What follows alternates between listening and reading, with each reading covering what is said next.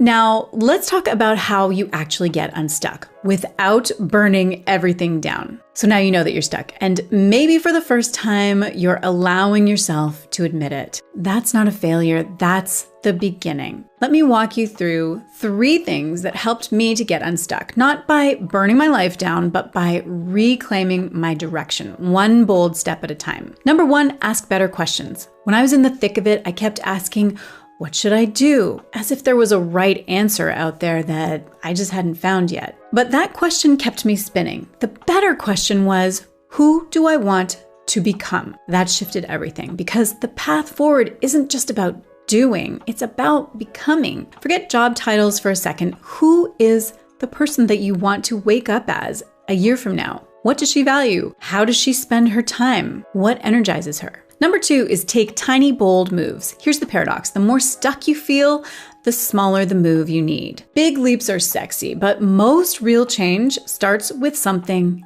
embarrassingly small, like journaling every morning, or signing up for a workshop, or saying no to something that you usually say yes to out of guilt. For me, one of the first bold moves was quietly signing up for a writing retreat. No one knew. It wasn't dramatic, but it lit something in me. It was a breadcrumb back to myself. According to behavioral psychology, action reduces fear. It doesn't have to be perfect, it just has to be forward. Number 3, create a future you want to run toward. This one's big. Most people try to escape what they hate, but you'll make more progress when you are pulled by something you love.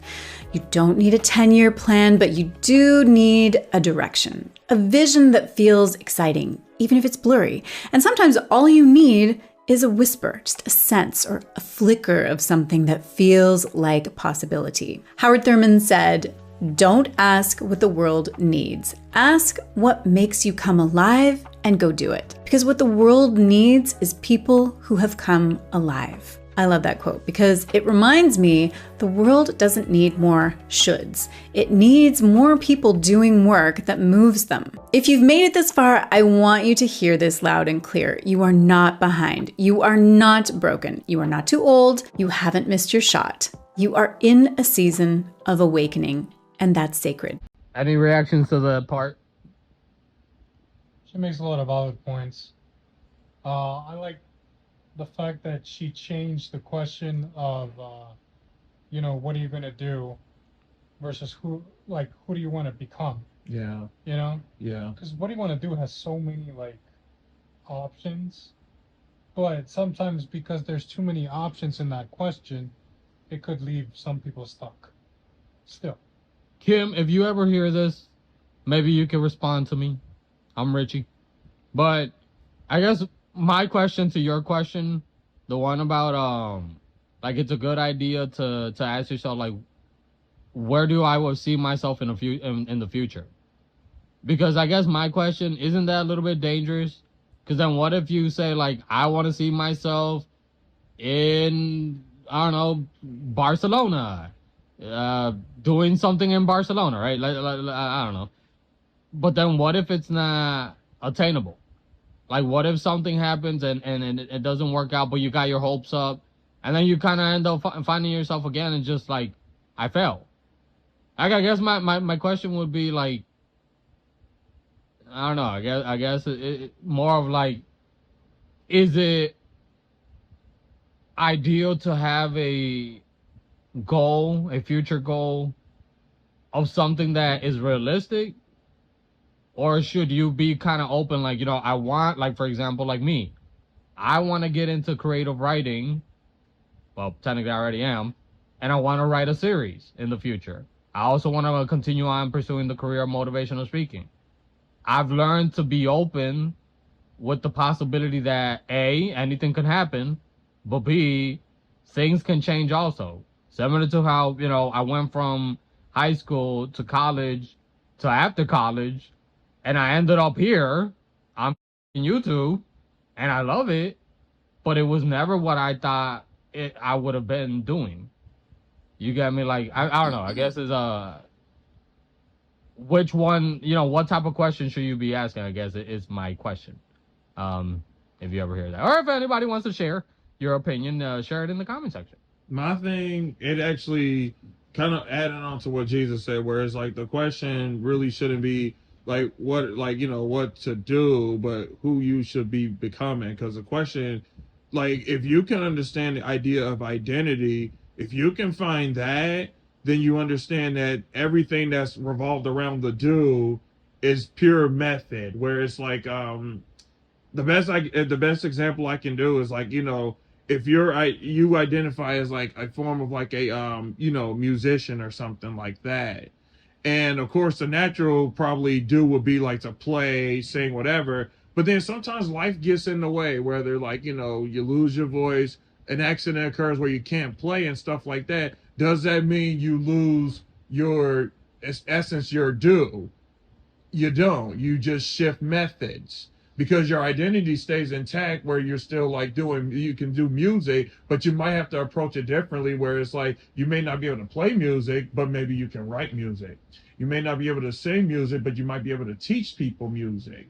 Your identity is still rooted at the musician. It's just that your doing is the method, and all you got to do is just change your method. So I do like that question, where it's like, identity is way more important before doing. Because I think if you can root that down, then the do becomes pure method, where it's like, try this route, try this. Like, you have more options. And then when things happen, both that you can and can't control, then you can be flexible with it, but identity remains intact.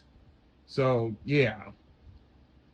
So on to the last few minutes. So here's where to begin. 1, stop waiting for clarity. Clarity doesn't strike like lightning. It emerges through action. So start small. Follow the tiniest tug of curiosity. Pick up the thread and see where it leads. Number 2, honor what you already know. There's a part of you that already knows what's not working.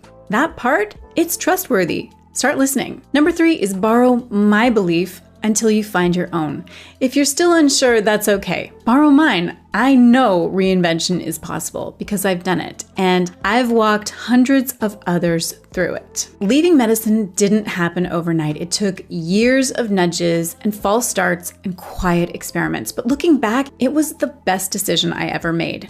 Not because it was easy, but because it was mine. I didn't want to spend my life watching from the sidelines of my own story. I wanted to be in it. Fully, messily, proudly. And if you're feeling stuck, maybe this is your moment. Not the breakdown, the beginning.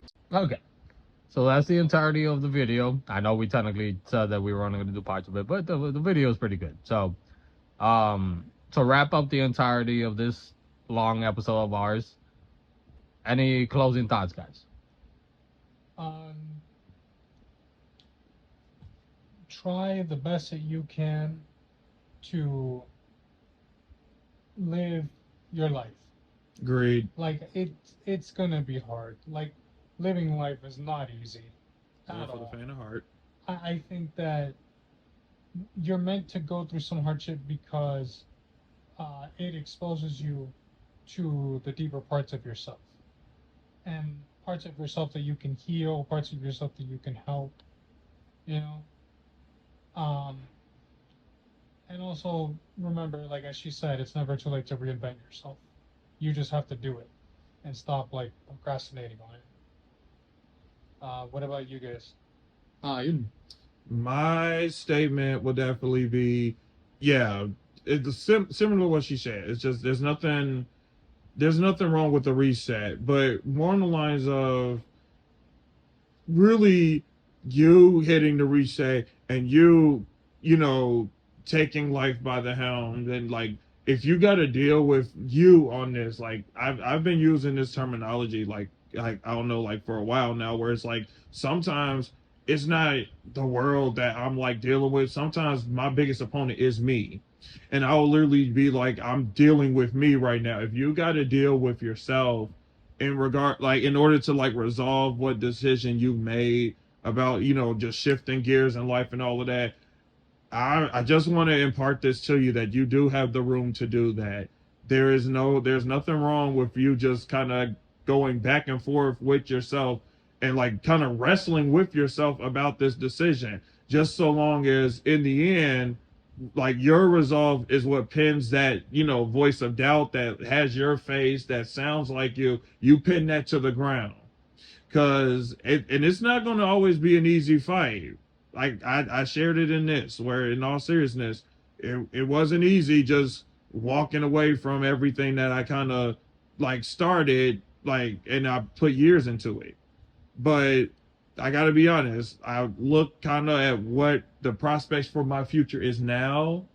I would not have seen where that would be right now if I was only looking at just my future through the lenses of the scientist and person who, that kid that desired to, like, save all animals and stuff like that. It's like that sounds great, but as you grow, I know that your future tends to shift. There's nothing wrong with y'all, so you doing the same thing where you shift optics and stuff like that.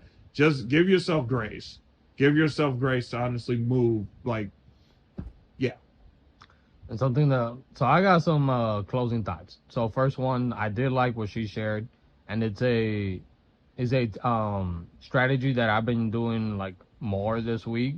It's been popping up more in my life. So I feel like it's the universe and God telling me like, hey, start applying this into your daily routine, which is doing one thing at a time. Yeah. Doing it little by little. Like she said, it took her years to step away from medicine. And that's one thing that I'm learning at the age that I'm at is, don't just make an impulsive decision one day to another, because then you're going to end up regretting it later on. Like, did I make the right decision? You got to slowly, little by little. If you're building a habit, you got to do little by little every day. I agree. And I'm speaking to anybody who has stepped away from a path that at one point they felt maybe that was their dream or that was their career. Now they feel a little stuck. They feel lost or empty. It's okay to feel that. That's just a part of life. It's part of your journey. Yep. And it's building your story. Because no one wants to read a story. I mean, unless you're reading into a bedtime story to a kid. Nobody wants to hear, oh, my life was great, and I did this, and I did this, and I did this. Happy ending. That doesn't make an interesting story. No, it does not. You need your highs and lows. And it doesn't feel good, but one day you'll be able to help somebody else. I like that she, I think one thing that I liked when I first came across her was the fact that, and I feel a lot of people can kind of relate to this.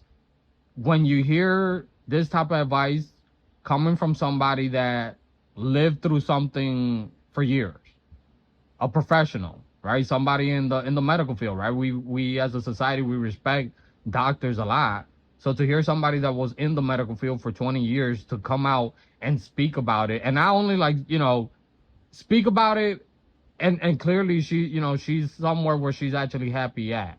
Yeah. Not just, I wish I would have done this, or I did and now my life is over. No, she's talking what she's living, and she seems like she's happy about it. And that, to me, I'm like, that really did inspire me. That really did inspire me for years. Like I said, after I stepped away from school, I stepped away from the career of social work, I felt empty. I felt lost. I felt, what am I then? And it felt uncomfortable to have to go through it, but it helped me little by little, and I'm still doing it right now, figure out who the am I. I'm not the social worker. I'm not the guy that was there, for years in school trying to get this degree that I was told to get. And even if I was a social worker, and that's how I want everybody to see it also, whatever career path you took, and let's say you came across that point where you're like, okay, this is not what I am. Your career is not you. It's only a part of your story. So don't identify with a destination for your self-worth. And that's something that a lot of us in society needs to start looking at and start changing the way we think about ourselves and identifying as ourselves. Because then what happens? When we end up where we want to end up, what's next? We feel hollow. We feel it's an empty victory. And that's not what life is about. I told this to you yesterday, dude. Life, it's all about, the different gifts that we have. It's not just about the one gift. It's all about the different purposes that we are put on this planet to serve. It's not just the one purpose. It's not just we're good at one thing. No, we're good at many things. Yeah. Just like how we are layered human beings, that we have so many different personality traits. And people will, I bet you, if you ask your friends, everyone will tell you a different version of why they're your friend or why they like you. Hell, even in your dating life, women, men, whatever you're into, they'll be attracted to a different part of you, and also a different part of you, a different version of you at the time that they dated you or at the time that they knew you. So you have to keep going. I really did. I appreciate it, Kim. If you ever hear this, honestly, from the bottom of my heart, I really do appreciate. I really do appreciate that you put your story and you're helping so many people out there. And see, the beauty of it too, when you have your story, and I'm talking about for all the listeners, you can help the next person. It's all, that's what life is about, helping the next person out. It's not just getting to that point and that's it. No. That's why you hear so many stories of retirees, they end up giving back to the community. And that's the beauty of life. So my advice to you guys, if you feel like, okay, this is not what I am, cool. Guess what? You don't move back. You don't look back. Be grateful. Be proud that you achieved everything that you achieved. Like she said, high achievers get to this point. Because the people who are just laying at home or staying at home, not doing shit with their lives, those people are the ones who wish they actually did something. Yeah, honestly, the high achievers are the ones who look back and they're like, they regret that they didn't get to do this or they didn't do this different. Or they did do. That means you did a whole lot already. Agreed. So just add on to it. So with that being said, I'm Richie here with Ian and Jesus. Go check out the channel, Kim Foster. Show us some love. If you ever listen to this video, Kim, thank you. And we're subscribing. We're gonna continue on reacting as well, watching your stuff. Subscribe to our channel. Hit that like, share. Take care, guys. Share in the comment section anything you guys want to add. Until next time, take care. See you through my eyes. Bye. So long, y'all.